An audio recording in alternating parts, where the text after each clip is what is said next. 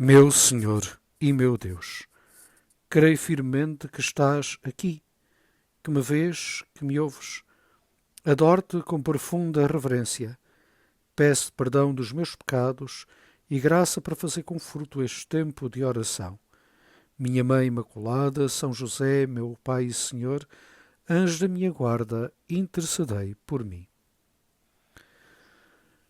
Ao longo da vida pública de Jesus, muitos foram aqueles que acorreram para junto dele, multidões inteiras, para escutar a sua pregação, porque ele falava como quem tem autoridade e não como os escribas. Mas também muitos daqueles que acorriam para o ouvir também iam até Jesus para serem curados, para que Jesus fizesse o milagre nas suas vidas, para que fossem curados da sua cegueira, da sua surdez, para que fossem curados da sua lepra, que levavam o amigo que era paralítico para recuperar novamente a sua vida, caminhando, deixando a sua enxerga. Muitos eram aqueles que levavam os seus amigos possessos para que Jesus pudesse libertá-los do poder e da escravidão do mal. E por isso, hoje o Evangelho relata-nos de uma forma também muito sucinta que um desses momentos que Jesus caminhava junto ao mar da Galileia e muitas das pessoas vindas de várias zonas da Idumeia, da Judeia, de Jerusalém, da Transjordânia, Tiro e de Sidónia, vinham atrás de Jesus, vinham à procura de Jesus exatamente para serem curados, para que Jesus os ajudasse, fizesse um milagre, que eles pudessem regressar a uma normalidade de vida. E aquilo que vemos é que Jesus não se furta a estes pedidos. Obviamente que é sempre necessária a fé daqueles que pedem, daquele que quer ser curado, ou também daqueles que muitas vezes os acompanham, os seus familiares, os seus amigos. Recordando que há poucos dias ouvimos o Evangelho do paralítico, cujos amigos fizeram descer a enxerga pelo telhado, destelhando na casa de Simão Pedro, e diante da fé daquela gente que ali estava, vendo a fé daquela gente, Jesus disse ao paralítico: os seus pecados são perdoados, e depois pô-lo a caminhar, restabelecendo a sua saúde. É de facto necessária também, como dizia, a fé daqueles que pedem, daquele que pede um milagre. Mas mais importante do que os milagres que Jesus pôde e pode ainda fazer, mais do que isso, o maior milagre é da cura dos nossos corações, das nossas almas. É exatamente o perdão dos nossos pecados, é a conversão das nossas vidas. Esse é o maior milagre que Jesus pode fazer na nossa vida.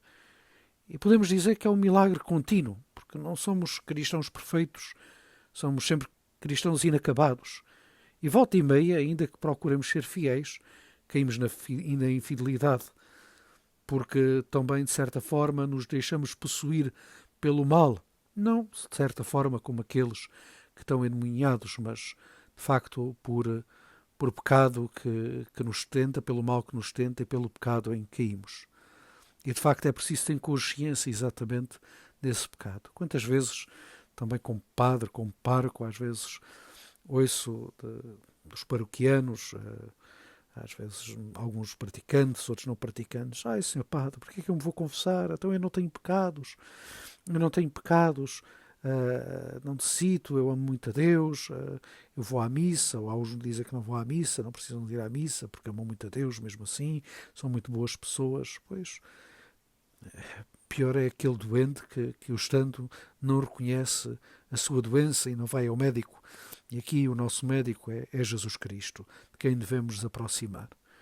Por isso, tantas vezes na nossa oração diária, nós temos tantas petições para fazer ao Senhor, pessoas que nos pedem, familiares que nos pedem, e aquelas que são de nós mesmos, aquelas que trazemos no nosso coração. Pedimos tantas coisas ao Senhor, e às vezes pedimos de facto verdadeiros milagres, às vezes precisamos de verdadeiros milagres na vida na nossa vida e na vida dos outros. Mas muitas vezes descuramos nesses pedidos que fazemos a Jesus, quando estamos com Ele, diante do sacrário, no silêncio da nossa oração, esquecemos muitas vezes de pedir aquilo que é o mais fundamental para a nossa vida. Senhor, converte o meu coração. Senhor, converte a minha vida, ou como tu nos ensinaste a dizer na oração do Pai Nosso, e não nos deixes cair em tentação, mas livrai-nos do mal.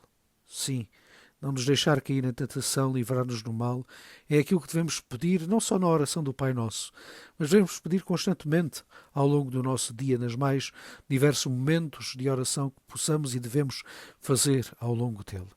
E pôr tudo isso como prioridade, a nossa conversão e a conversão de todos os outros. Só assim se Deus pode, de facto, realizar maravilhas nas nossas vidas. Só assim a nossa fé também cresce, vai robustecendo, vai-se sedimentando, vai-se fortalecendo, e nós podemos fazer frente àquele que muitas vezes possuía aqueles que estavam mais frágeis e que eram levados a Jesus e que reconheciam de facto ali quem ele era. Tu és o Filho de Deus. Sabemos quem tu és o Filho de Deus. O demónio sabe de quem é, que Jesus é aquele que tem o poder sobre o mal e que o pode derrotar. E por isso nós precisamos desta grande graça do Senhor de converter os nossos corações, nos ajudar a combater o mal todos os dias e em todos os momentos da nossa vida. Mais do que às vezes pedirmos também a cura daquilo que sentimos, às vezes estamos frágeis no âmbito da saúde, pois tantas coisas às vezes nos acontecem aos nossos familiares e obviamente, naturalmente, nós queremos pedir ao Senhor, Senhor, se tu quiseres podes curar-me.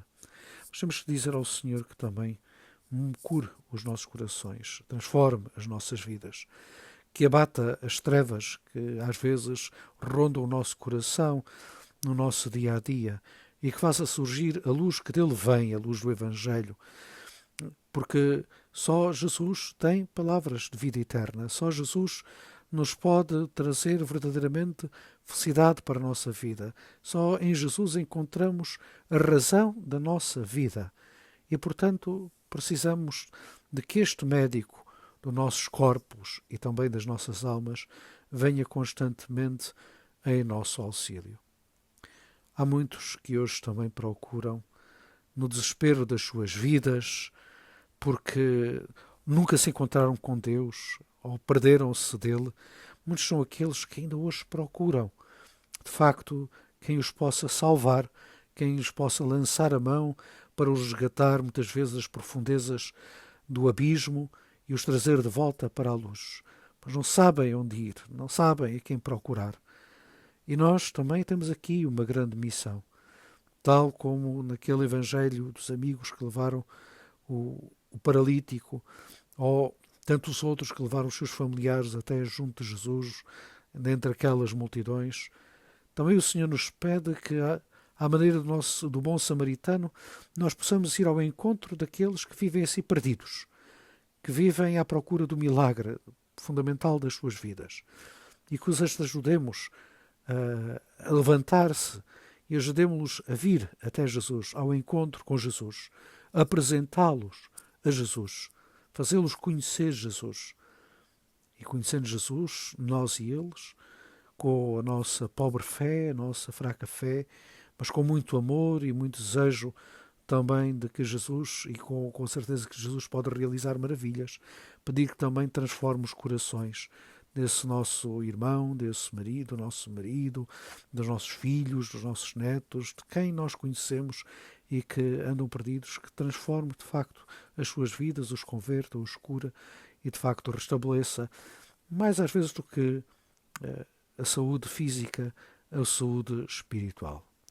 Dou-te graças, meu Deus, pelos bons propósitos, afetos e inspirações que comunicaste nesta meditação. Peço-te ajuda para os pôr em prática. Minha Mãe Imaculada, São José, meu Pai e Senhor, anjo da minha guarda, intercedei por mim.